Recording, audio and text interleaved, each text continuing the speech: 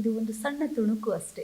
ತುಸು ದಿನಗಳ ತೀವ್ರತೆ, ಬಟ್ ಎಲ್ಲೋ ನಿಮ್ಮಲ್ಲಿದ್ದಂಥ ಅಷ್ಟೂ ದಿನದ ಜರ್ನಿಗೆ ಯಾವತ್ತೂ ಸಮಾನಾಂತರವಾಗಿ ನಿಲ್ಲಲ್ಲ. ಆದರೂ ಕೂಡ ಎಸ್ ಅಂತ ಒಂದು ಪ್ರತಿಭೆ ಜೊತೆ ಈ ಒಂದು ಕೆಲವೇ ದಿನಗಳನ್ನ ಕಳೆದಂಥ ಬಿಗ್ ಬಾಸ್ ಖ್ಯಾತಿಯನ್ನ ಮತ್ತೆ ಅದಕ್ಕೆ ತಂದ್ಕೊಂಡು ನೋಡಿ ನಾನು ಹೊರಗಡೆ ಬಂದಿದ್ದ ಮುಂದಿನ ದಿನವೇ ಮಾರನೇ ದಿನವೇ ನಾನು ಕೆಲಸಕ್ಕೆ ಹೋಗೋ ಹಾಗೆ ಆಯ್ತು. ಸೂಪರ್. ಆಮೇಲೆ 2 ವಾರ ಬಿಟ್ಟು ಪ್ರೇಮ್ ಸರ್ ಅವರ ಪ್ಯಾನ್ ಇಂಡಿಯಾ ಸಿನಿಮಾ ಕೇಡಿನಲ್ಲಿ ಅದ್ಭುತವಾದ ಪಾತ್ರವನ್ನ ಕೊಟ್ಟಿದ್ದಾರೆ.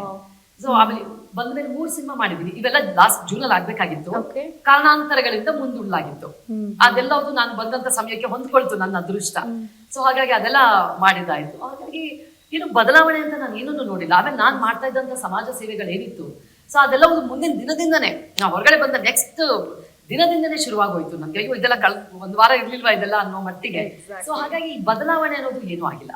ಎಸ್, ನೋಡಿದ್ರಲ್ಲ ವೀಕ್ಷಕರೇ, ಅಂದರೆ ನಾವು ಹಿರಿತೆರೆ ಮತ್ತು ಕಿರುತೆರೆ ಎರಡನ್ನೂ ನೋಡಿದಾಗ ನಾಯಕ ಮತ್ತು ನಾಯಕಿಯರ ಒಂದು ಅಭಿನಯಕ್ಕೆ ನಾವು ಹೆಚ್ಚು ಒತ್ತನ್ನು ಕೊಟ್ಟು ನೋಡುವಂತಹ ಒಂದು ಗುಂಪು ಹೊರಗೆ ಇರುತ್ತೆ. ಆದರೆ ಆ ನಾಯಕ ಮತ್ತು ನಾಯಕಿಯರ ಪಾತ್ರಕ್ಕೆ ಜೀವವನ್ನು ತುಂಬೋದ್ರಲ್ಲಿ ಈ ರೀತಿಯಾದಂಥ ಒಂದು ಪೋಷಕ ಪಾತ್ರವನ್ನು ನಿಭಾಯಿಸೋದು ಆಗಿರ್ಬೋದು, ಅದಕ್ಕೂ ಒಂದು ಸಪೋರ್ಟಿವ್ ಕ್ಯಾರೆಕ್ಟರ್ ಅಂತ ಹೇಗಿರುತ್ತೆ ಅಂತ ಅಂದರೆ ಆ ಬ್ಯಾಕ್ ಸಪೋರ್ಟಿವ್ ರೋಲ್ಸ್ಗಳಲ್ಲಿ ತುಂಬ ಅಪ್ಪಟ ಒಂದು ಅಪರೂಪದ ಪ್ರತಿಭೆಗಳ ಒಂದು ಪಾತ್ರ ಮತ್ತು ಅವರ ಒಂದು ಸಾಧನೆ ಹೇಗಿರುತ್ತೆ ಅಂತಂದರೆ, ಆ ಒಂದು ಪಾತ್ರಕ್ಕೆ ಜೀವವನ್ನು ತುಂಬಿದಾಗ ಆ ಒಂದು ಚಿತ್ರಕ್ಕೆ ಹಾಗೂ ಆ ಚಿತ್ರದಲ್ಲಿ ಅಡಗಿ ಕುಳಿತಿರುವಂಥ ಎಷ್ಟೋ ಪಾತ್ರಕ್ಕೆ ಒಂದು ಜೀವಾಳವನ್ನು ತುಂಬುವ ಇಂಥ ಒಂದು ಕನ್ನಡದ ಕಣ್ಮಣಿಗಳು ನಮ್ಮ ಚಿತ್ರರಂಗದಲ್ಲಿ ಸಾಕಷ್ಟಿವೆ.